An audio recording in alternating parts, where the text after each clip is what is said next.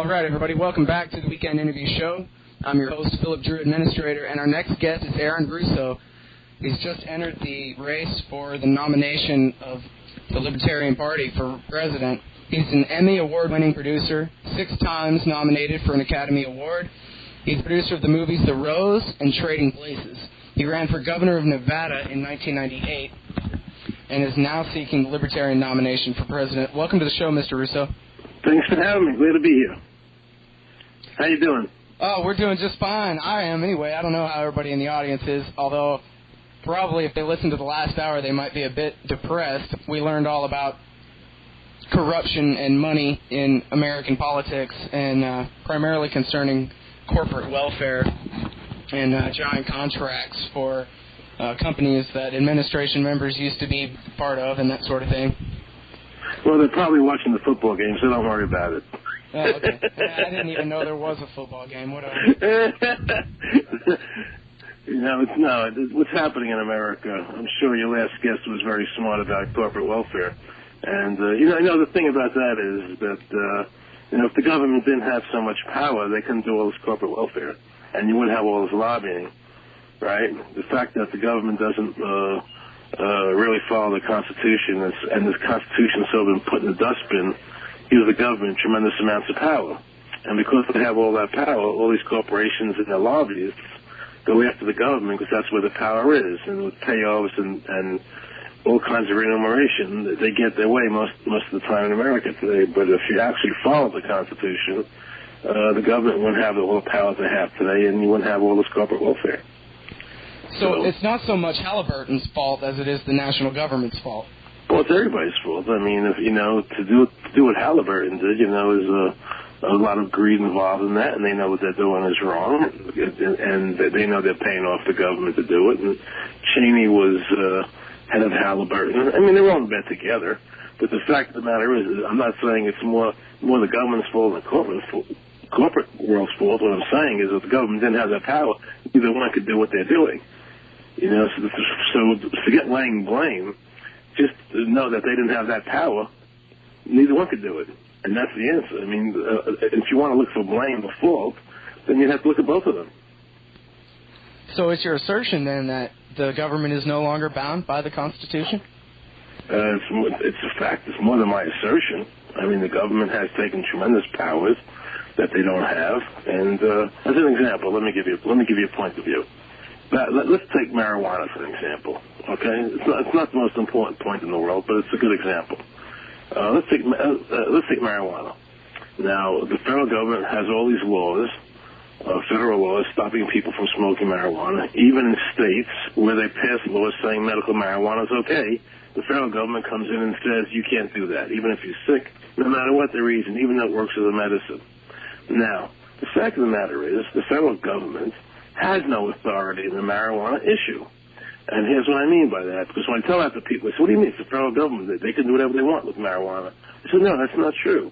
Go back to Prohibition when liquor was illegal. How did liquor become illegal in America? The government couldn't just make a law saying liquor was illegal. They wanted to, but they couldn't do it.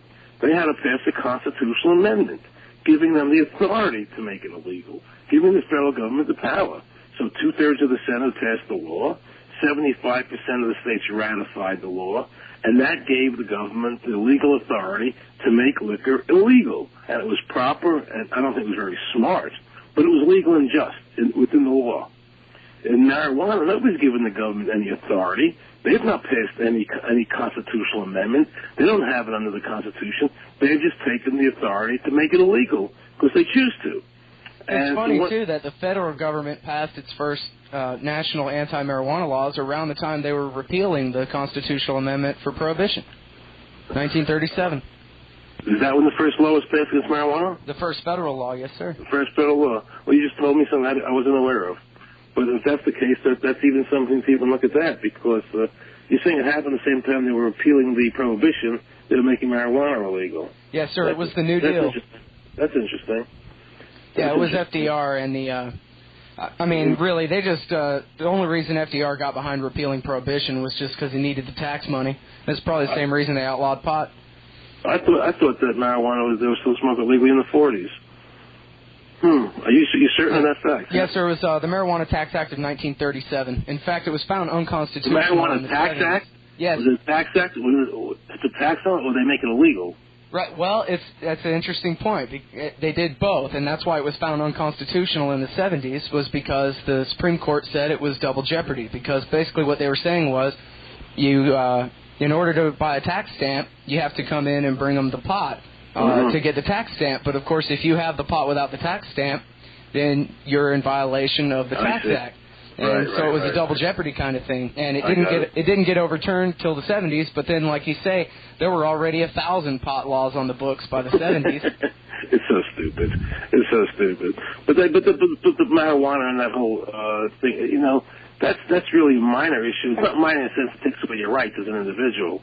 But what the government's doing in some way, the Department of Education. Where does the government have the authority to have a Department of Education?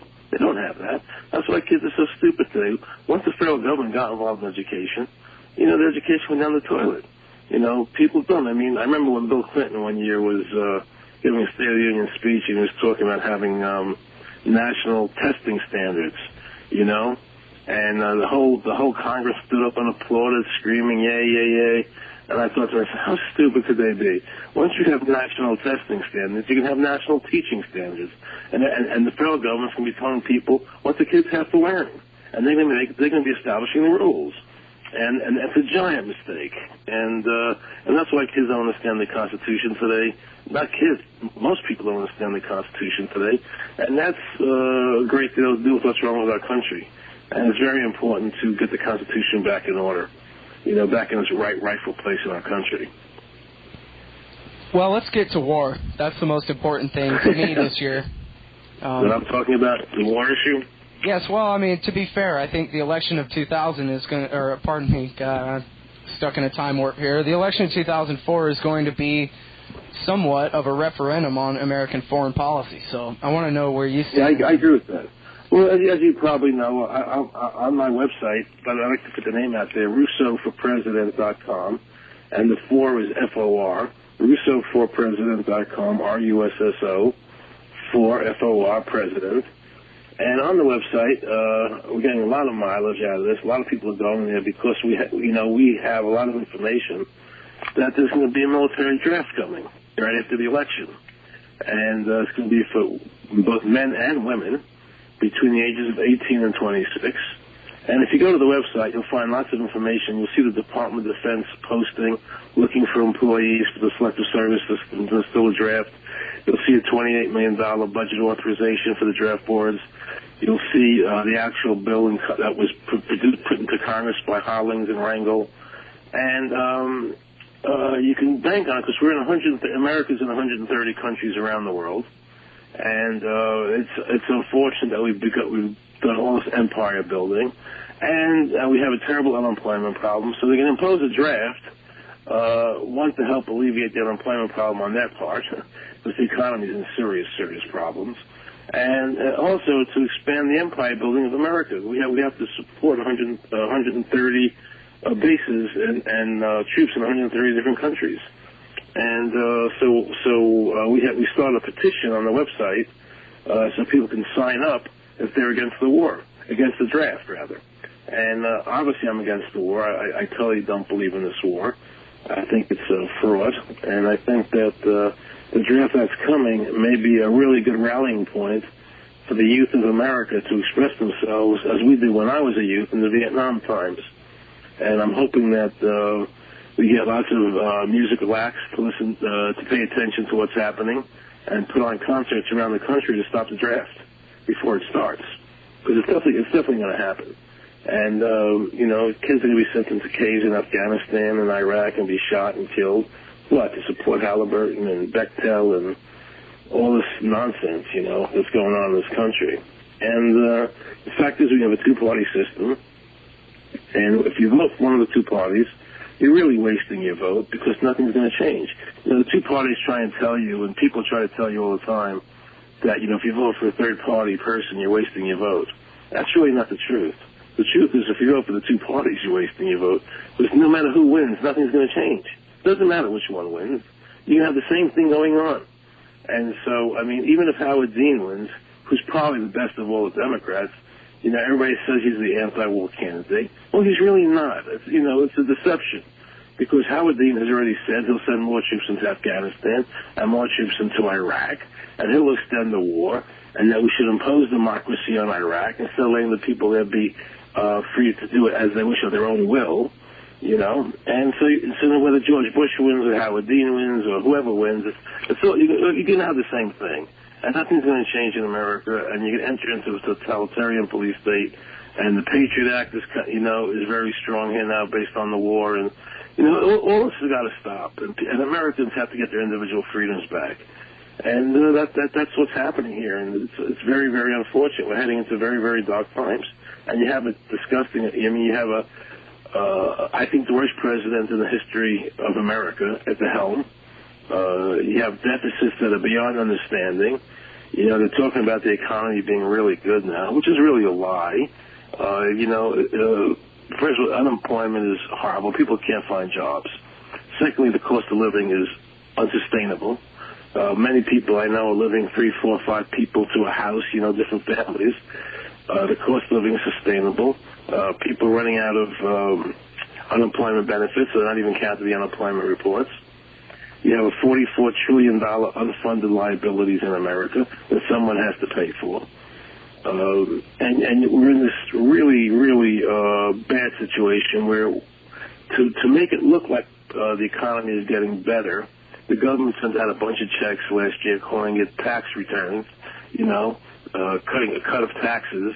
But basically it's no different than if you drop money out of a helicopter. Let's assume you drop money out of a helicopter all over the country, and people picked up all these dollar bills and started spending it. Of course it would look like things were better.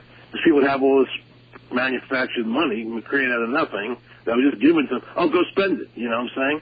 So all of a sudden everything looks better, but it's not really a fundamentally sound way that you build an economy. It doesn't work. It's just a shot to make it, for appearance sake. It's not really any better. And what it does, it depreciates the value of the dollar. And so what the numbers they're using, the statistics they're using are really artificially done. And now we have a terrible economy. We're in a terrible war. We have a terrible police state unfolding. And it's going to stop. And the two parties are both going to continue the situation that we're in. And so I decided to run. Hopefully I can get my voice out there and people can hear the other point of view and have someone else to vote for who has a different point of view about things. And we'll make a change. Yeah, I think your point about the difference between Bush and Dean actually being that Dean would prefer to send even more troops into Iraq. Well, yeah, I mean, I don't know if he wants to send more or less than, because you're not going to know how many they're going to send Blair in office. Who's going to send more or less, is not important. The fact is they both want to force democracy on the Iraqi people, and they're both going to send more troops and do it by force. And the fact is, America's not even supposed to be a democracy. When you really look at it, democracy is not a good form of government. America's a republic. You say the Pledge of Allegiance. I pledge allegiance to the flag of the United States of America and to the republic for which it stands. When we were under Republican form of government, 99% of the people couldn't take away the rights of 1%. Your rights were yours. You could do whatever you want as long as you didn't create harm on anybody else. You didn't commit theft, fraud, violence. It's your right to do it as you wish. Now, they tell you it's a democracy, and that means 51% control 49%. And so that's not a good form of government. 49% of the people have to do what 51% want. That's nonsense. It used to be 99% could make 1% do what they wanted. You could be an individual. You could be free. America's not supposed to be democracy. They just tell you that to psyops. If you keep hearing something long enough, you begin to believe it. And we're a democracy only in the sense of how we cast votes. Who we elect to office. That's done through democratic means, through majority, which is fine. But once the person who gets into office, it's not to follow the Constitution. And it's a Republican Constitution, where each individual has their rights. It's not done by majority rule. And so... So now here we are, we've turned our republic into a democracy, and now we're off overseas, forcing democracies on other people, under majority rule, by the way. The majority backed the war against Iraq a year ago. Well, I don't know the majority. That's another thing. You don't even know what the majority wants. You don't know what the polls are really saying. It's the way they frame the questions. The people that control the media, and I come out of the media. I come out of Hollywood. I made lots of movies and TV shows. I did all that stuff. I know all the people out here. They control the media, and they control what people think and what people are taught to think. And you don't really, you can frame a poll many different ways to get the results you want, to get the desired results. And it's the same problem you have with electronic voting. If you ever go to electronic voting in this country, we're dead. Because the electronic voting, you can never recount the vote. And who's ever in charge of the code and what goes on in the computers, and that could always be fixed, is in charge of what decisions are made. They'll tell you how people voted, even if it's not true. And you can cast a vote on electronic voting, and you press the button, and this vote travels down this electronic highway, and you have no idea where it ends up. You don't know if it ends up on what you wanted or not. And you must always have paper ballots. And I hope people understand that and never fall for this electronic voting, because it would be a terrible, terrible thing to allow to happen here. Okay, back to foreign policy real quick. Sure. You've made yourself pretty clear on Iraq, but I wonder if you had been president in 2001, what would you have done after September 11th? What I would have done, I would have found out who did it and gone after them. In a way different than George Bush did? Well, I don't know. No one's ever seen any proof of who's done it yet. I've never seen any proof about who did it. So Osama bin Laden did it, and he's the one that's responsible, and he was the mastermind. Then I'd go after Osama bin Laden and get his butt, and never let him out of my sights. And they could get Osama bin Laden if they wanted to. I mean, they flew the bin Laden family out of the space the next day. And I don't know what happened. I don't know what happened there, but I know that the American people deserve to see all the evidence of who did it, and I know there should be an investigation about what happened that day. And I think, and whoever did it should be. I don't even know what you do if people did what they did that day. It was such a disgusting event. I don't know how they could pay for that crime severely enough, but. To this day, no one's ever seen the evidence of who did it. I mean, I don't doubt that Osama bin Laden did it. He probably did. But I'd like to see the evidence of it. And I know one thing, I wouldn't have been diverted to go into Iraq under the pretense of 9/11. I would have focused on bin Laden if he's the one that did it. So the whole unending war on terror, quote unquote. Exactly. It's an unending war. I mean, Dick Cheney the other day said this thing's going to go on forever. Be prepared for an eternally long war. Which is why the draft's going to come in. And it allows the government and the neocons in office to control the American public and the youth. And it's a disgusting situation, and it's got to be changed because America is really becoming a fascist country. And people have got to wake up and say, I don't want this in my country. I mean, you've got this unending war on terrorism, drafting, taking children, killing our kids, and no one's ever seen the evidence of it even. And it would seem to me that it's up to the government to show us what really happened that day. Let's see the evidence of what happened. Let's know why it was Osama bin Laden. Let's see that. And then focus on getting him. That's what should be done. People should see the evidence, and then we should focus on getting him. And instead of not seeing the evidence, not knowing, except being told all the time, and then drafting kids for this eternal war that's going to last forever on terrorism, I find it disgusting. I mean, we went to Iraq and killed and maimed all these children, all these people over there, and we killed. I mean, I was more afraid of George Bush than I was of Saddam Hussein. I mean, it's George Bush who can wiretap my phones, do all these things to you. Saddam Hussein wasn't a threat to America. And he might have been a bad guy. There's lots of bad guys, my belief is we went there for the oil. And I know we went to Afghanistan to get by the Caspian Sea. And so the whole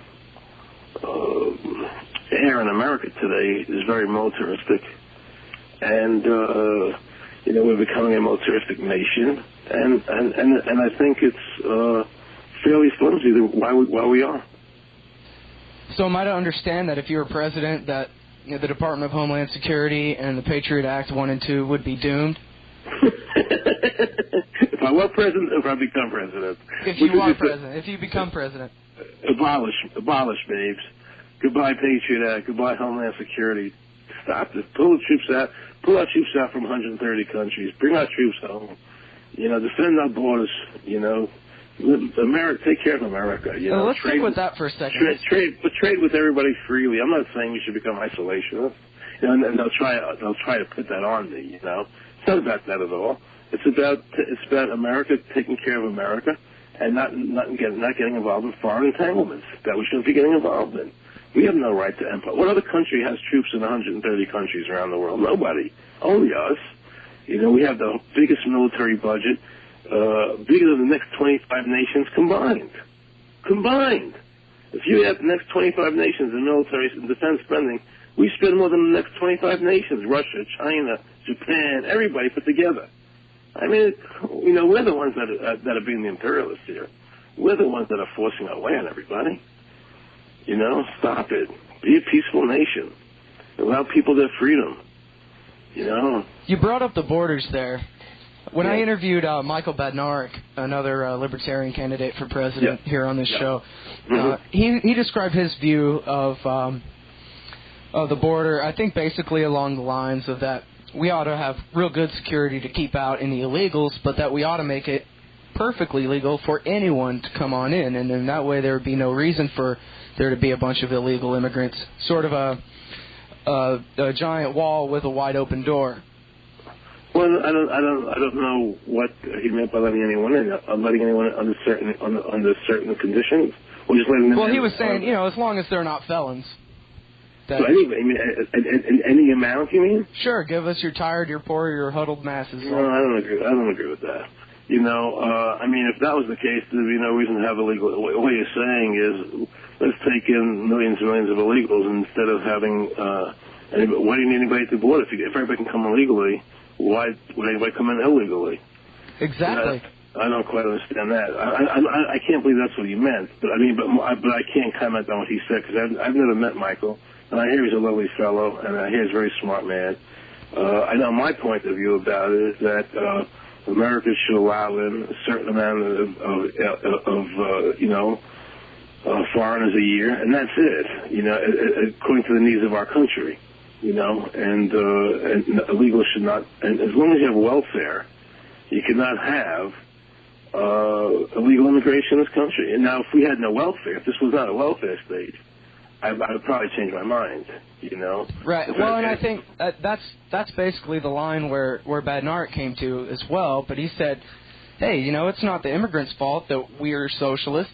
That's our fault. And if we want to complain about them using up all our social services, well, let's quit being socialists. But that's not the poor immigrants' fault. That's our fault. It may not be their fault. No one thinks it's their fault. But on the other hand, doesn't mean you have to let them in either. It may not be their fault. That doesn't mean they can come in. I agree with you. I agree with Michael. It's not their fault, but that doesn't also mean that we have to let everybody in the country who wants to come in. I mean, there are certain limits. If we're a welfare state, I'd be certainly against having illegal immigration in this country. You can't take care of the world. You have to protect your own country. And people coming in here and taking away social services and hospitalization and schools and welfare monies and this and that, and you let them in by the truckload, then no one's going to have anything, And I agree with Michael. We should stop the socialism. Then you can open the borders probably. Then people don't want to come here. We're going to work. Now, we are a country, that built on immigration, but we built it on immigration when there was no welfare.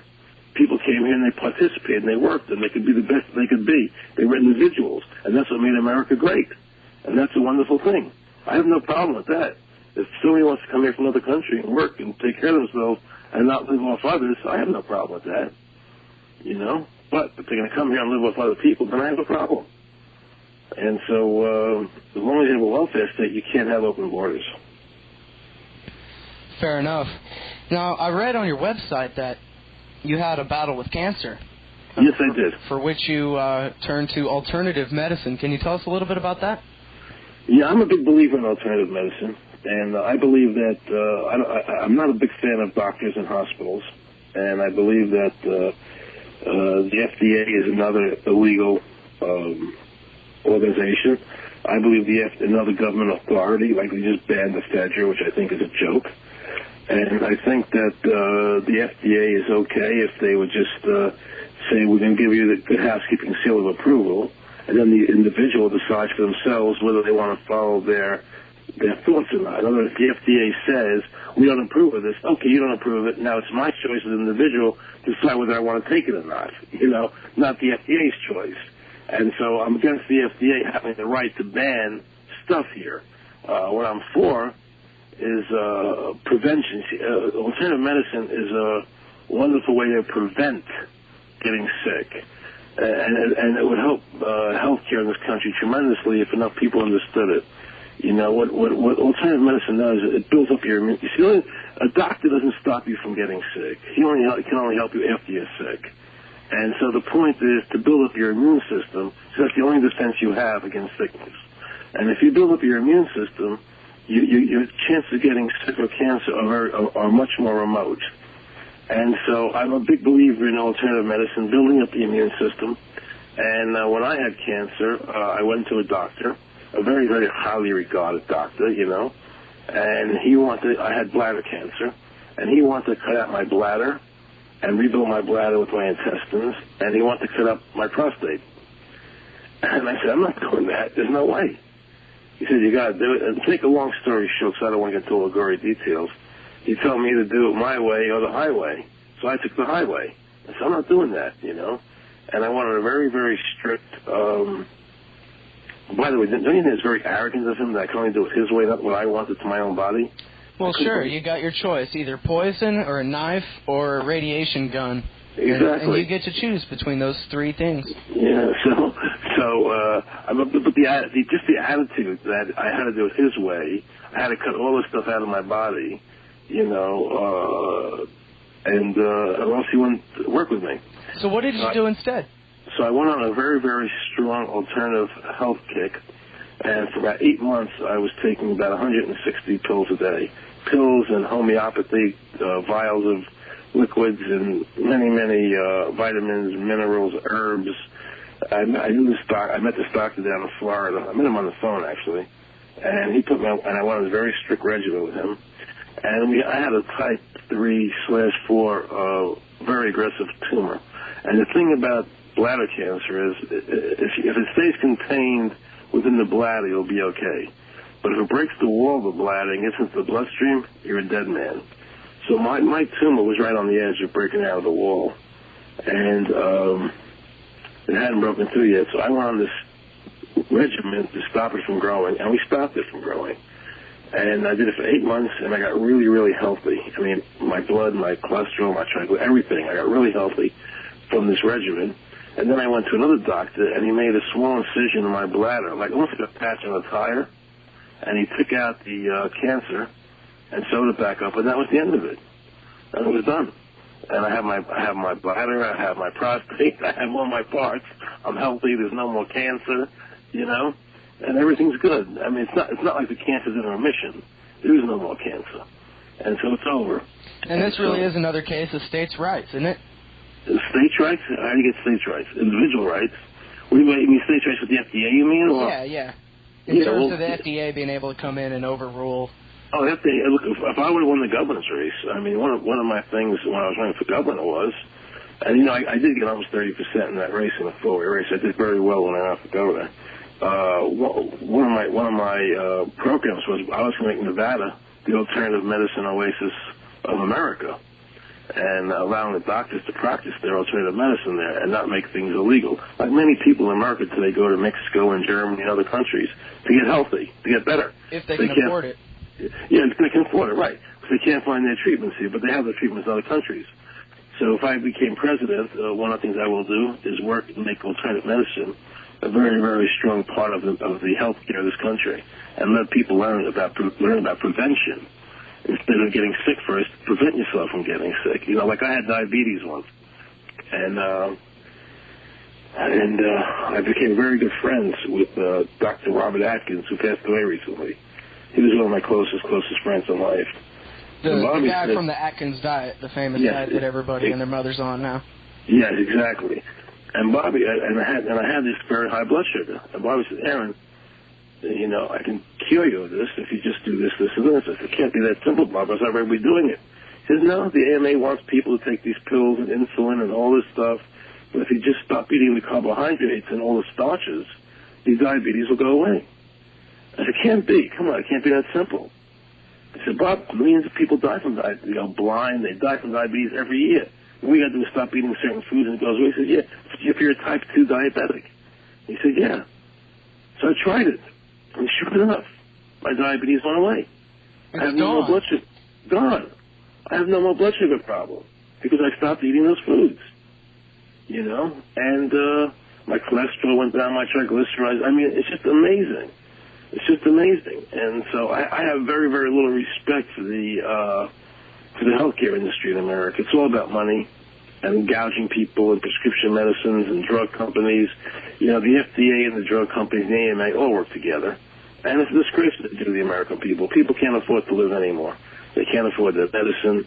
You know, all these people rely on these doctors for these blood pressure pills and this pill and that pill. I'm not a doctor. I can't pretend to diagnose people. But I can only tell you from my own experience that it's not been, my experience with doctors and hospitals and drugs has not been very good. They killed my father, basically. My mother had a stroke because of a doctor. I mean, you know, what you want to do in life to be healthy is to have prevention. You want to build your immune system because that's what's going to protect you in your lifetime is your immune system. And so whoever listens to this show, just build your immune system out there, and that's the best thing you can do for your health. All right, well, speaking of prevention, let's talk about guns. Sure. Where do you stand on the Brady bill and I'm against all the other stuff? What about the assault weapons ban, too? I'm against gun control. You know, it's plain and simple.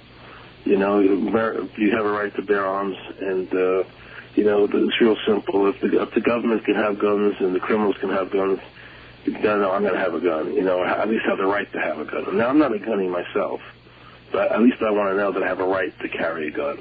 That's my right to bear arms. And I have a right to protect my family and my friends. And as Thomas Jefferson says, you know, the reason they want you to have guns is to protect yourself against an out-of-control government. If there's any government that's getting out of control, it's ours. So, you know, I don't believe in gun control. And the government certainly has no right to know who's bearing arms and who's not. They can go there and take them from you. You know, it's none of their business. Government. See, the whole essence of my philosophy is that government works for me. You know, they're my servant. I'm not their servant. I own my life, and I have hired these people to be my servants. Okay? Now, I mean, imagine you're driving your car down the highway, and you're minding your own business, obeying all the traffic laws. And all of a sudden you look up in your rearview mirror, and you see a police car coming up behind you. How does it make you feel? Safe and secure or uncomfortable? Everybody says uncomfortable. Definitely uncomfortable. But why would you be uncomfortable if they're your servant? You're uncomfortable because you know that they can do with you whatever they want. And there's not dilly squat you can do about it because they have all the power.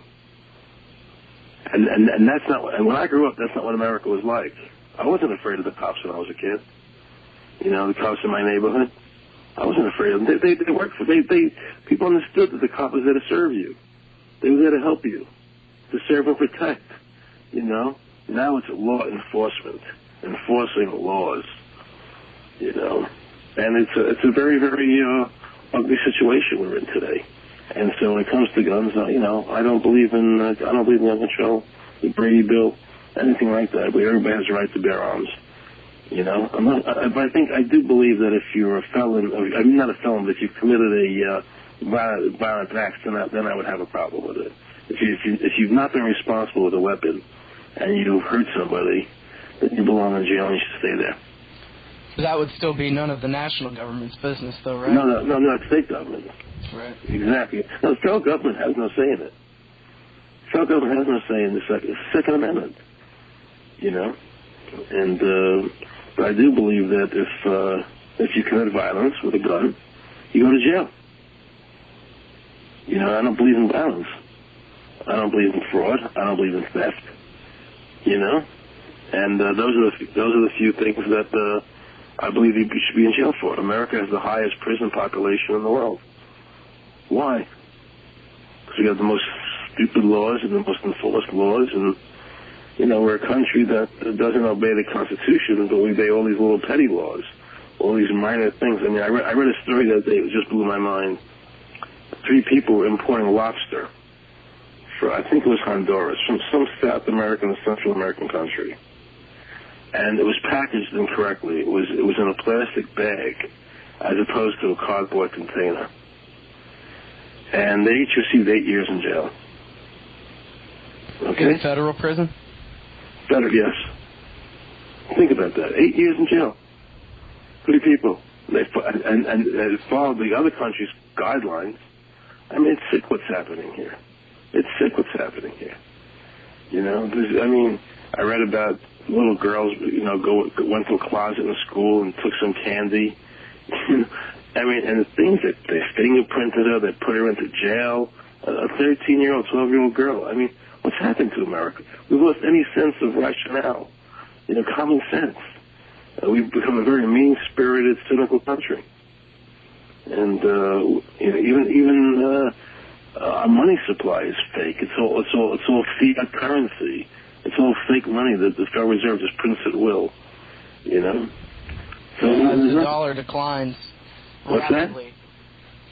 That? That's a very timely point when the American dollar is in rapid decline versus all the foreign currencies right now. It's not even a currency. It's, you know, I mean, it is a currency, but there's nothing intrinsic about it. There's no value in the dollar.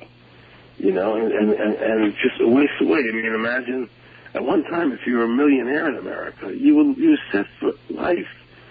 You know, you could live forever. A millionaire meant something. Now, you know, the average home goes for $300,000-$400,000. I mean, it's crazy what's happening. People can't afford to live. And people don't own their homes anymore. They're always paying them off to the bank. You know, people don't own their homes. They're on a treadmill. The Federal Reserve Act has created a treadmill where people are enslaved to the banks. In the old days, at least you could own your home. Now you don't even own your home now, and you have all these taxes to pay.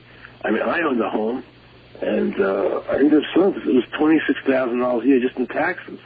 And then they're going to raise to $50,000 a week just to pay taxes on your home. So how could that be? If you live there your whole life, and all of a sudden you're not working anymore, and they can tax you. You can't live where you want to live anymore. You can't live in your own home. You're forced to sell your home. You know, and that's wrong. I don't believe in property taxes. I think property taxes are a gross injustice on people. You know, but you say on your website that you're in favor of a national sales tax to replace the income tax. Now, I'm all in favor of getting rid of the income tax, but the national sales tax, something like that is forbidden by the United States Constitution, isn't it? A direct capitation? No, it's not. It's just the opposite. The Constitution says that the federal government raises money 2 ways, through tariffs and excise taxes. An excise tax is a sales tax. So it's not forbidden in any way. That's exactly what the Constitution calls for. Well, but it says that no direct taxes shall be laid, only by apportionment among the several states, too, right? Right. So in your system, then, we'd all pay our sales tax to the state, and then the state would pay the national government, or we'd all pay directly to the national government? Oh, I would think that the states would I would think that the way it would work would be you pay a sales tax, the sales tax goes to the state, whatever the state's responsibility is to the federal government, they'll give them. Right. Which is quite upside down from the way it is now, where the national government is a major source of revenue to all the states. Well, no, but not really. The first government takes the money from the states and they give them back a portion of it. Right. So the states would get the money and give it to the federal government. And that way, if you cut down all these departments, the federal government could survive on a minimal amount of money. The whole trick to bring back prosperity to America is you've got to cut spending. You've got to cut the budgets way, way, way down. I mean, the government's job is to protect our borders, to have an army, to coin money, you know. There are certain things that the federal government's supposed to do, and they should be funded enough to take care of those few things. And the rest of it has nothing to do with them anymore. It's up to the states to decide those issues. And I suppose, I guess this is back to foreign policy. I suppose that you're opposed to the international institutions like the United Nations, the World Trade Organization, the IMF. Most definitely. Most definitely opposed to it. You know, I mean, I do think we should have free trade, you know, with other countries. I don't believe in NAFTA and GATT, but I believe I should be able to trade with somebody from China. Well, why don't you explain that to people maybe who don't understand? Why would you be against the WTO but for free trade? Well, because WTO is an institution run by bureaucrats and elite people who control it. It's not about free trade. You know, if you can have free trade, like GATT, you know, GATT's 22,000 pages long, okay? And I remember that it was somebody said it weighed 365 pounds, and no one's ever read it. You know what I mean? Imagine, you know, people don't even know what it says, but what it really, if you want free trade, all it takes is a paragraph. We have free trade between these countries. And then people are free to do it. It doesn't take 22,000 pages to say you have free trade. It's controlled trade by the government. They decide what you can do and what you can't do. And what I'm saying is I believe in free trade amongst people and countries, so people from each country can trade with each other, but I don't believe it should be controlled by a bureaucratic system. If that makes any sense to you. Sure, it makes perfect sense to me. But I know, you know, a lot of people just, you know, if they're for free trade, they're for the WTO, and they don't differentiate. So no, there's a big difference. No, NAFTA, GATT are terrible, terrible documents. But see, again, it's part of the spin. They say NAFTA and GATT are free trade, but they're not free trade. So when you say you're for free trade, well, that means you're for NAFTA and GATT, which is not the same. It's not true. Right, and it also fools the people, many people, especially on the left, who are against NAFTA and the WTO. It fools them into believing that free trade is the problem, and that it needs to be more managed instead of less managed. Exactly correct. It's a reverse on everybody. But that's what they do. That's why they're such geniuses. They do that very, very, very well. A friend of mine told me once, when immigrants used to come to America, they would take an oath, right, to the Republican form of government. And then what they found out was that by saying the Republican form of government, they used to vote Republican. So they changed it to a Democratic form of government in the oath. Now they vote Democrat. It's a simple little twist, but it's the truth. That's what they do. It gets down to those kind of nuances, you know. And it's sick. It's just, you know, it's not about government serving us anymore. It's about how they can intimidate us and get us to do what they want. The people in power do what they want. But they don't want to serve us. You know, it's just a big power game. And if you want to come back to a free country, you know, you can't keep voting for the Republicans and Democrats, no matter what they promise you. And that's how they get ahead, by promising people this for free, that for free, this for free. You know, say to yourself, I don't want anything from you. I just want to be free to do what I want to do. Just let me be free. I mean, can you imagine if the Federal Reserve didn't print so much money, what the cost of living in this country would be? It'd be minuscule to what it is. America wouldn't have priced itself in the markets anymore. You know, our labor rate here is so much higher than other countries because the whole standard of living here, the cost of living rather, has gotten so expensive. You know, and the reason why the cost of living is so expensive is because the Federal Reserve prints money by the truckload. And the more you print of it, the less it becomes worth. Therefore, the more things cost. It's like many people say, I bought a house. I paid $100,000 for it. Now it's worth $300,000. Wow, look how it went up in value. I say, no. You're missing the point. It has to not go up in value. What really happened was the dollar went down in value. It takes more dollars to buy the same thing. The house didn't change. The dollar keeps going down in value in this country, and that's why the cost of living is so high. Sure, and a third of the national budget is just interest on the debt. Exactly. And plus, very few people know you have $44 trillion in unfunded liabilities coming up in the next couple of decades. Where's that money going to come from to pay that $44 trillion? The Fed's going to have to print. There's only two choices. They either create the money to pay it off, another $44 trillion, or you renege on it. They're not going to renege on it. So you have all this money that's coming up to be printed out of nothing. So the dollar's worth is dog doo. Or even better, created on a keyboard and not even printed. Yeah, exactly. It's just computer entry. Exactly. It's like this. You know, you go You go to a bank. Let's say you want to open a restaurant. You want to borrow $25 million. Let's make some big number. And the bank says, okay, we'll give you the $25 million. So they put a computer entry into your bank account.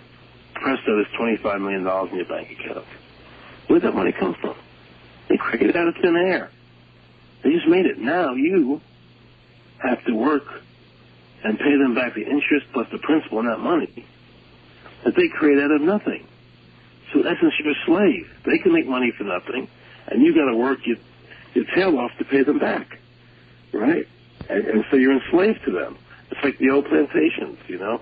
The old black people go to work, pick cotton, and they'd be given these little wooden nuggets that we'll call money. They'd take those nuggets and go to the store, the company store, and buy their cigarettes, whatever they bought, and turn the money back in. Right? That's what this is. That's what this is. They just print money out of nothing.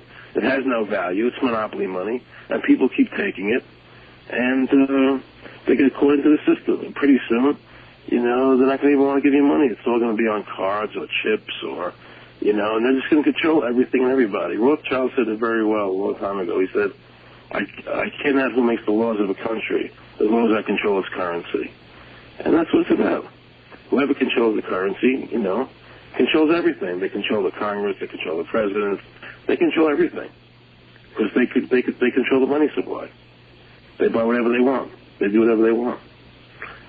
And that's one of the things the government's supposed to be doing. That way, in other words, like the government is supposed to be coining money. That's one of their responsibilities, right? But they don't do that. But they do go after people who smoke pot when they're not supposed to. So they've given up their responsibility they're supposed to have and taken others they're not supposed to have. Yeah, they privatize the currency and then they nationalize everything else. Exactly. They twist it all around because they didn't like the Constitution. So it kept them out of power. Well, Mr. Russo, you're a pretty late comer to the Libertarian race here. Is there a particular reason for that? Did you just decide to enter, or? Well, you know, for me, it's this. I can't stand what's happening to America. It disturbs me a great deal. And I want to do whatever I can do to change it. I mean, I made a video called Aaron Russo's Made Us Sell some years ago talking about this.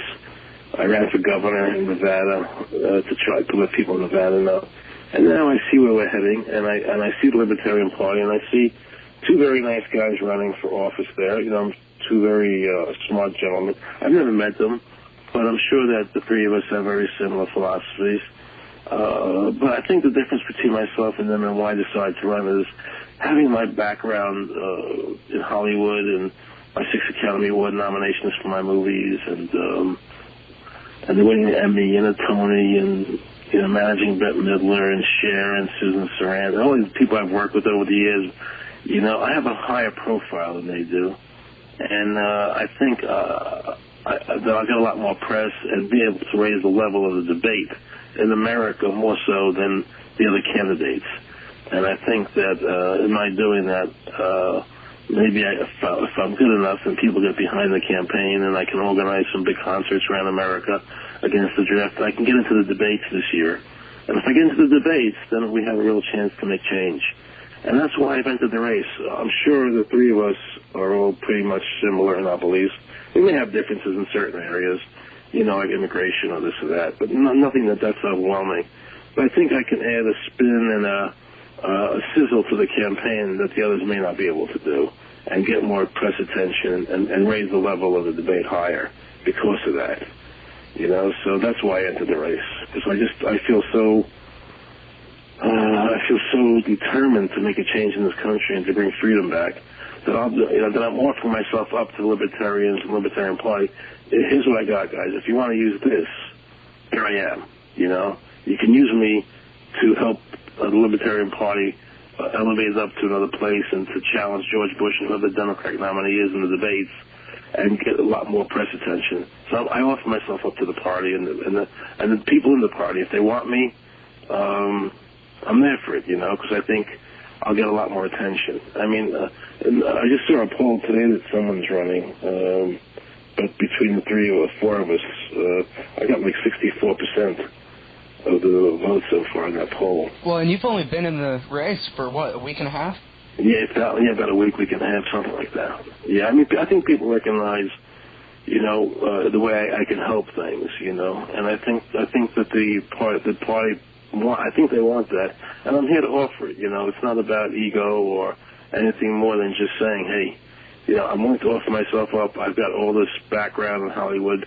We know how the press works. They like that. They want to spin. They want to be able to. It's like Schwarzenegger with running for governor. They'll write about me fast, and they'll write about other people that I'm opposing. And for that reason, and that's why I'm running. If there was somebody running that I really believed like I did, and believed in individual freedom, and could get more attention and raise the debate, I would back them. But I think of the candidates running, then I'm probably the one that can achieve that the best. And so I'm going to run because I believe that the country's has to change, and I'm willing to do whatever it takes. And that's why I'm running. I hope it's not too long-winded an answer. No, that's fine. I'd like to make a wager with the audience. I'd bet you guys $1 that if we could destroy the life of George W. Bush by making Aaron Russo president, we'd probably be a lot better off. What was that wager? I missed that one. What'd you say? Oh, man, that was going to be a funny joke. It would have been a lot better if you'd heard it the first time. It's going to really suck now, but what I said was I want to bet everybody in the audience $1 that if we destroy George Bush's life and replace him with you, that we'll all be a lot better off. This is a Trading Places reference thing. I got it. Right. Eddie Murphy and Danny Aykroyd, huh? Me and Bush changing places, huh? Yeah, I've seen that movie a million times. Thank you. That was a good movie. It's funny. Of all the movies, I really like The Rose the best of all. But I don't think I've ever seen that one. You never saw The Rose? I particularly think that's one of the greatest music movies ever made. I really do. I love that movie. You should watch it. It's really, Bette Midler. It was Bette Midler playing a rock and roll star that everybody thought was Janis Joplin, even though it really wasn't. The character was a compilation of a 60s character. If it would have been a man, they would have said it was Jim Morrison. But the music was great. Her performance was brilliant performance the woman did. Yeah, I might be a bit too young for the whole Bette Midler thing. Well, no, you're thinking of Bette Midler as she is today. But in that movie, you watch through it, you won't think of her the same way you think of her today. Remember, when you play a movie, you're an actress. You take on a character. You don't think about Bette Midler as she is now. All right, I'll give you that. Hey, right before we go, we're almost out of time here, but sure. Right before we go, I forgot to ask you about the environment. I'd like to touch on that, and then I want to ask you more about these rock concerts that you talk about putting on to oppose the draft. Maybe we can wrap up with that. But many people's major criticism of libertarians is that, they'll just let the corporations dump whatever they want wherever they want and have no environmental regulations at all. And I'd like to give you a chance to defend yourself against that accusation because it's coming. Well, it's interesting. When it comes to the environment, I totally believe in clean air and clean water. I totally believe we have to have a clean environment. I believe it's a must. And what I believe there should be a constitutional amendment passed giving the federal government the authority to get involved in the environmental area. I think they don't have that authority now. And I think they should to a certain, because, if you're upstream, if you're upriver from somebody else and they're downriver from you, and they're polluting the water in another state, it's very difficult to get anything done. The founding fathers are very smart.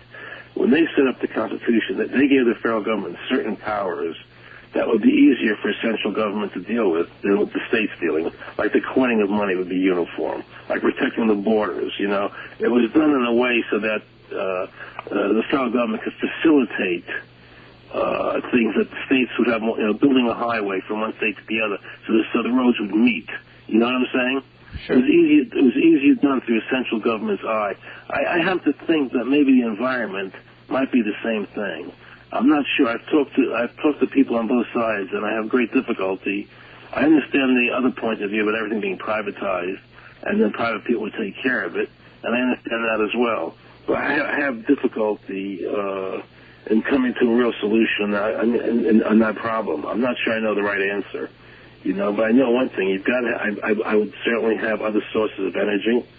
I would push for private people to develop other sources of energy. Because I don't like the federal government having too much power in any way. So I would look for a private way to take care of the environment.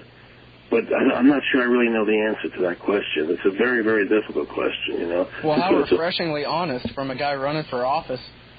I don't think I've ever heard a politician say he didn't know the answer to something. Well, you got to be honest, and what the hell's the point? You got, you know, if you don't know something, you got to find the answer. And the whole point of being in office is to find the right answers to deal with the problem. You know, I can just take the libertarian stand and say, well, this should be, you know, it's all private people should do this. You can take the other stand, but the truth is, you know, we all want. I don't think whether you're a libertarian or a left winger or a right winger, I think everybody, you know, wants to have clean air, clean water, and live in a clean environment. And the question is, what's the best way to achieve that? You know, without giving up rights. And that's really the dilemma, because, you know, if I'm downstream of somebody and they're upstream and they're pouring, you know, some sort of toxic waste into the water and they're in a different state and I can't stop them, you know, that's wrong. So there's got to be some way around that problem, and there's got to be some way around that dilemma. I don't want to drink polluted water, you know. So we've got to find the right answers. I also know I would never let the corporations pollute the rivers and the waterways. I mean, that's disgusting what's happening to our water here. I mean, you can't drink water here anymore. So, I mean, it has to be fixed. And so the question is, what's the best way to fix it? And if I were the president, I would meet with everybody from every side and look for the best answers. You know, I don't claim to know everything. Fair enough. Now, you got one more minute here, maybe less than that, to tell us about the concerts that you're going to try to put on here. Well, what I want to do with the concert, the draft is a very, very important issue, and it affects the young people very, very much. And young people generally don't vote, and they don't get involved in government, and I know why, because they feel distanced from it. But this is going to affect their lives greatly, and what I want to do is put on a series of concerts across America. I come out of producing concerts, and I was the first one to ever bring Led Zeppelin to America. I used to put on all the Grateful Dead shows, and you know, God, so many shows I put on. The Who, Jethro Tull, The Doors. So you're going to try to do this coast to coast here this year? What I want to do is I want to find bands that want to participate in stopping the draft and who want to help out and devote some time and energy to helping us beat that issue, you know, before it starts. And so I'm going to go on the hunt. And if you know any bands that want to help out, you let me know, because we want to put on a series of shows across the country to raise the awareness level about the draft coming. Great. You know, all right, one more time. What's your website? It's just what I was about to do. You read my mind. www.russo, RUSSO, Russo4President.com. Please go there. I have a bunch of videos on there, and I talk about everything, and you know, you'll get a good sense of who I am. You can see me in video, so I'm not just a voice on the radio to you or on the web right now. And I think you'll find a lot of interesting things on the website, and there's a petition there you can sign to stop the draft. And I'd love for everybody listening to just get involved and try and help fix America and make it a better country to live in. And so God bless everybody listening, you know. I wish you nothing but the best, and fight for your freedom. Always remain an individual and never give into slavery.